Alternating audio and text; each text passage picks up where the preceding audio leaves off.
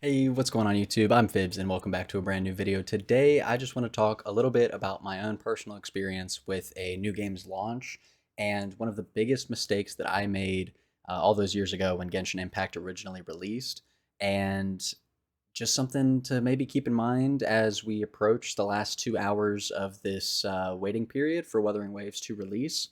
And I hope you guys, get a little bit of information out of this, and maybe it helps change your perspective a little bit on playing a new game.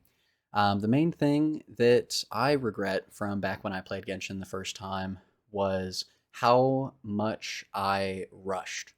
I felt like I needed to be the first to do this, the first to do that amongst, my friends and things like that. And honestly, it really did not get me anywhere other than to a point where I was burning myself out very, very quickly. It might help if I press play on the video that's in the background.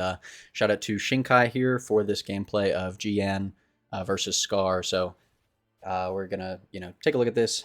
Just give you something to look at in the background. But anyway, back to what I was saying.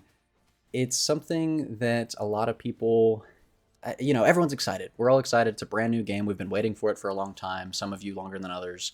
And I understand the hype and the anticipation, but take your time, enjoy it, take in the sights, take in the new scenery, the boss fights, the story if you like story. I understand if you like skipping that kind of stuff too. I do that honestly quite frequently.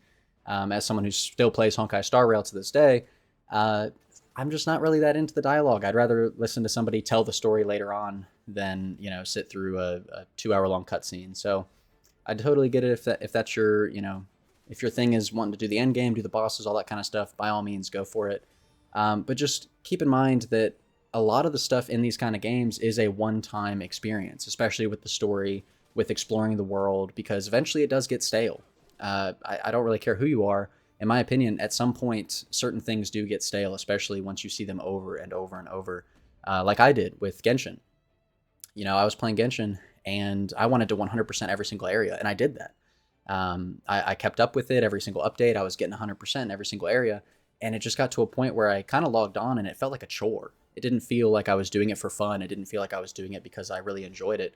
It felt more like a job. And I feel like when something that you enjoy, something that's your hobby, turns into a job unwillingly, like if it's not something that you're trying to turn into a career path, then I feel like it's really easy to just kind of get burnt out, and it leaves a bad taste in your mouth.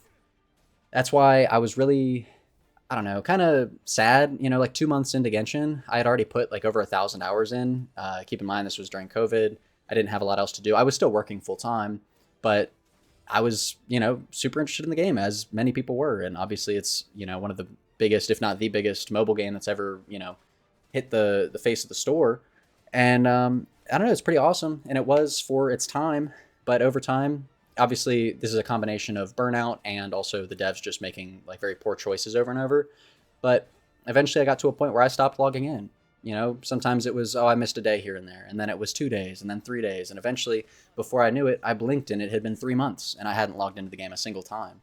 So I just want you guys to keep that in mind as we go into this brand new game, this brand new experience.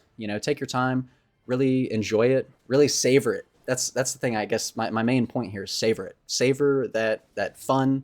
Savor the experiences you have with your friends. Savor the experiences of watching your favorite YouTuber or content creator, and experiencing all the new things there are to experience in the game.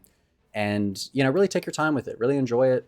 Um, you know, take on all the sights, take in all the sounds, take in the scenery, the characters, the boss fights, the random little monsters you find in the world, and really just sometimes take a step back and really take a deep breath and be like, damn, this is fun. I'm enjoying it, because it does not last forever.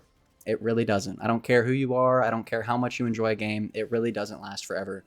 As someone with hundreds of hours in Warframe and, like I said, thousands of hours in Genshin Impact and thousands of hours in Minecraft, all of these things come to an end eventually. Excuse all the gnats. All these things come to an end eventually, and things get repetitive, things get boring, and it is what it is. So it's going to be fun for hopefully a very long time, but you can extend that time that you enjoy it and extend that time that you have things to do by not, bum rushing every single achievement or bum rushing every single chest in the world, or however any of this stuff works, take your time, really enjoy it with your friends, and let's have a good time. Just be positive about it. There's no need to I don't know, be like spiteful towards each other. There's just not really a big reason for any of that stuff. So if you guys are excited for the game, go ahead and hit that like button. Maybe subscribe if you want to see some more no BS reactions, gameplay, just some first impressions of certain things in the game, because I'm going into this relatively blind. I've seen the occasional clip like this of a boss fight, and I've seen certain things here and there, but I have not done any deep dives. I've not done any tier lists or any of that stuff.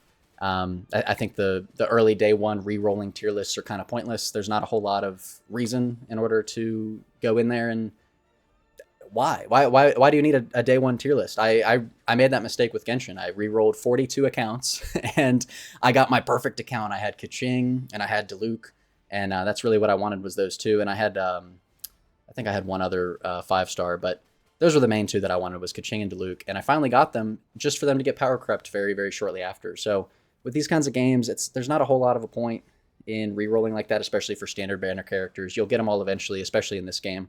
You're able to select them at some point or another. You're able to choose which one you actually get from your pity.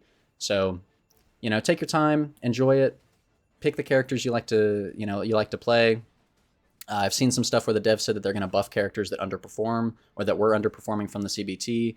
So, it's really not that big of a deal if someone that you like wasn't on the top of the tier list.